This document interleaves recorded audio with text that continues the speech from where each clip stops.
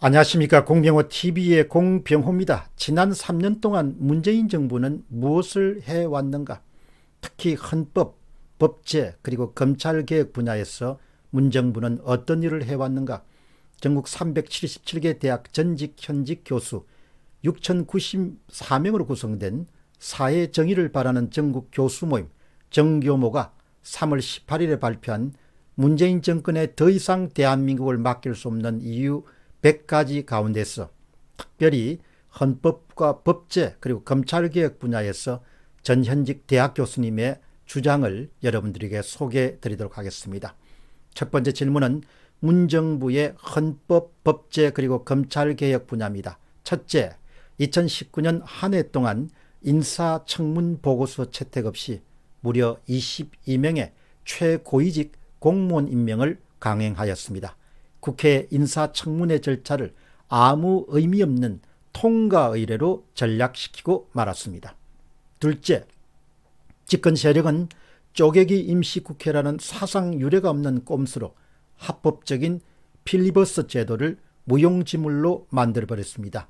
국민의 대의기관인 국회를 조롱거리로 전락시켰습니다. 셋째, 경기의 규칙인 선거법 개정은 항상 여당과 야당이 합의로 처리함이 합립된 관습법인데도 불구하고 집권 세력은 이를 철저하게 무시하고 원내대표 간의 합의 없이 국회법상 아무 근거가 없는 4+1 협의체를 동원해서 선거법 개정안을 날치기 통과시키도록 유도했습니다. 넷째, 집권 세력은 상권분립 원칙에 반하여 입법부, 행정부, 사법부 어디에도 소속되지 않는 초헌법적 기관인 공직자범죄수사처 일명 공수처 설치를 밀어붙였고 한국 정치의 고질병인 제왕적 대통령제의 폐해를 강화시켰습니다. 다섯째, 청와대가 조직적으로 울산시장 선거에 개입했다는 정황과 증거들이 넘치는데도 불구하고 문재인 대통령은 국민들이 납득할 만한 설명을 전혀 하지 않고 수사 검사들을 비정상적인 방법으로 인사조치하도록 지시해서 검찰의 공정한 수사를 노골적으로 방해했습니다. 여섯째, 사전 검토용 검찰 인사 자료를 제공해달라는 검찰총장의 정당한 요청을 무시하였습니다. 검찰인사위원회 회의 시작 불과 30분 전에 검찰총장 면담을 통보한 이후에 일방적으로 검찰 인사를 강행했습니다.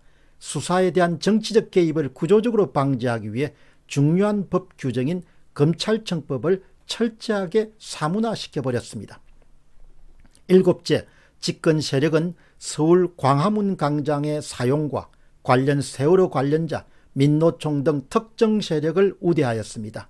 정권에 반대하는 세력의 이용은 탄압함으로써 헌법상 보장된 집회, 결사의 자유를 편파적이고 차별적으로 적용했습니다. 여덟째, 국민이 바라는 검찰개혁은 정치권으로부터 독립해 살아있는 권력도 당당히 수사할 수 있는 검찰로 거듭나는 것임에도 불구하고 이러한 열망은 외면한 채 오히려 살아있는 권력의 칼을 겨누는 검찰의 힘을 빼는 시도에 초점을 맞추었습니다. 검찰개혁이라는 역사적 과제를 정권의 이익을 추구하기 위한 용도로 타락시켰습니다. 아홉째, 적폐청산이란 미명하에 전직 현직 법관과 검사들에게 각종 혐의를 씌워서 불이익을 주었습니다. 문재인 정권의 친화적인 학회나 단체 소속의 인사들이 사법부와 검찰의 요직을 독점하도록 만들었습니다. 사법부와 검찰의 정치적 중립성을 심각하게 훼손시켰습니다. 국민이 수사와 재판 과정에서 담당 검사와 판사가 누구인지를 필수적으로 점검해야 되는 관행이 형성될 지경에 이르렀습니다. 열 번째, 헌법상 북한 동포도 엄연한 대한민국 국민임에도 불구하고 목숨을 걸고 탈북한 북한 동포를 북한의 주장대로 범죄 의혹이 있다는 이유만으로 헌법이 보장하는 정당한 수사 및 재판 절차도 거치지 않고 심지어 손발을 묶고 눈까지 가린 채 사진 북한으로 돌려보내버리는 반인도적 행위를 저질렀습니다. 11번째, 집권 세력이 꼭 필요하다며 날치기 통과시킨 연동형 비례대표제 선거법임에도 불구하고 비례대표 전용 정당 창당을 추진하는 등 스스로 선거법 개정의 취지를 말살시켰고 보통, 직접, 평등선거 원칙을 심각하게 저해하였습니다. 12번째, 국군의 정치적 중립원칙을 무시하고 국군을 정치 도국화하여 현재 적화 통일 노선과 핵 위협 등으로 가장 큰 위협을 가하는 북한군을 주적으로 보지 못하게 만들어 피하 식별 기능을 마비시켜 적군을 이롭게 하고 있습니다. 13번째는 공무원의 정치적 중립성과 국민 전체에 대한 봉사자로서의 특성이 일상적으로 무시될 만큼 공무원을 촛불혁명 정권의 도구로 삼았습니다. 그리고 특정 이념이나 활동을 지지하는 사람이나 집단을 직접 간접으로 우대하는 각종 업무를 수행하도록 강요하고 있습니다.